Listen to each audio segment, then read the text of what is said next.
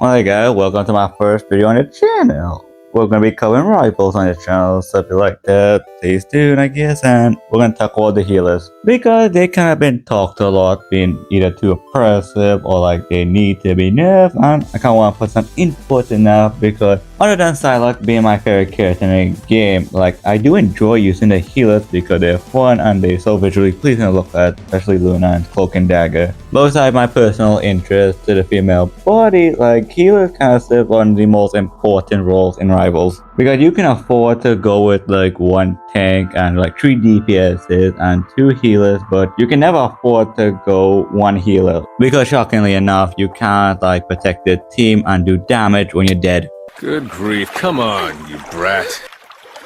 Good grief, kid. In both quick play and the rank of this game. And they also care that you can get a lot of value off because of just doing your job, staying backline, healing your team, and maybe do some nice damage with some certain characters. And with the support character ultimate, some of them have like the power to turn the tide and win a battle or win big team fight you need to either get your vehicle moving, stop the vehicle from moving, or take control in when you're doing that King of the Hill game mode. Like they can really help you to win a game, but with the support ultimate being so strong, like it gives it like some questions raised, eyes wide, community pissed off with them, like all that stuff. And the two biggest support ultimate you see with the complaint is Lunar Snow and Cloak and Dagger. And also Mantis as well, but I'll get to her in a bit. Main reason for Luna's ultimate because one, it lasts for 12 seconds, can either give a big attack buff or massive heal to let you push into the enemy base or defend the enemy pushing you. Or Cloak and Dagger being on a ridiculously low cooldown that you can basically spam whatever the hell you want. Mantis can heal and also give a buff to the whole team. Loki can just copy any character on the enemy or your team ultimate. Most of the time he will just use Luna, Cloak and Dagger if he sees one, or one of the broken DPS ultimates. Like the healer role, for how small it is, like it's still like very oppressive. And don't even get me started with triple support, like that is a whole different issue on itself.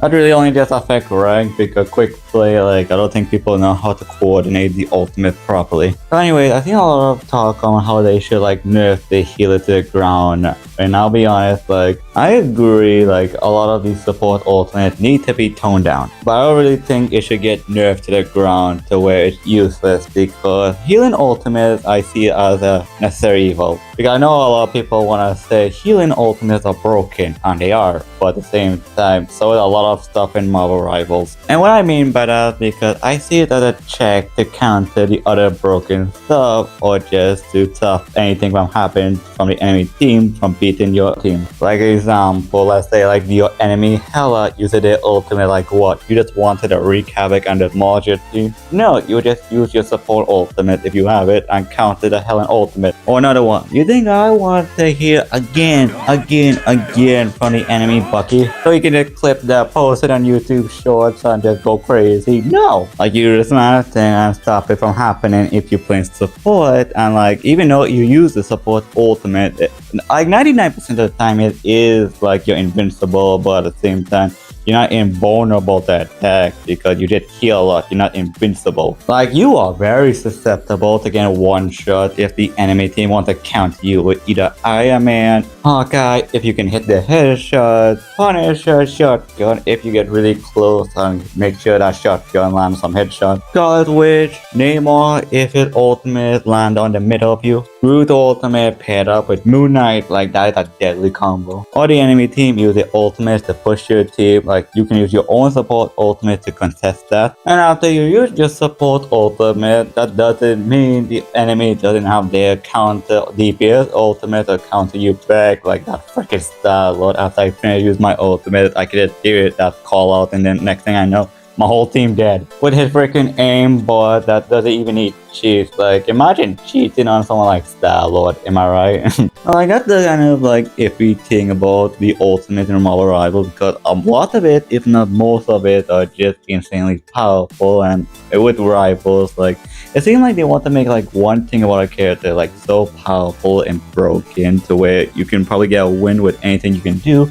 apart from like few characters for now. But with like my kind of pushback to this, I can also see like fair argument for like some small like tuning for like the healers, like probably lower the duration of Cloak and Dagger and Luna's no ultimate to make it more expensive and will take more time to build up. And Luna's ultimate can probably afford instead of 12 seconds, probably like 10 or 8 seconds, probably a fair. Or a character like Mantis, like I never talk about she mod, but she is basically like a DPS that can heal and buff like that crazy. Okay, I think maybe he could use a small adjustment, but I think he's fine because he's not exactly the easiest healer to use because you kind of need to use more than one brain cell with him. Rocket, I think just fine. Jeff, I think reasonable. And I think the most reasonable character is unironic. I think it's Invisible Woman because she has a broken support ultimate but only lasts 8 seconds, and then like the fact that you need to learn how to like use her ability properly to get the most value out of her because she can deal damage while also supporting the team with heals, while also being a Wolverine worst nightmare. But with the cons of the fact that with a little higher skill cap, she more hard to use. Her ultimate is stationary and only lasts for 8 seconds, which is kind of worse compared to Luna and Cloak and Dagger and Mantis. And that's why you kind of see her win rate kind of being kind of low, which I think she's a fine character and a really good character. I just don't think people know how to use her properly. Honestly, I think the big question is we have to wait until Ultron comes out and see how much of a mess he is out of Tragic, because I think when he comes out, he's gonna be a real like nightmare to face. And honestly, if they do nerf the healers a little bit, it's not gonna be by much, and if they do, probably people will get off using Luna, so I can probably use it more because I love her, so yeah, that'll be fine, alright?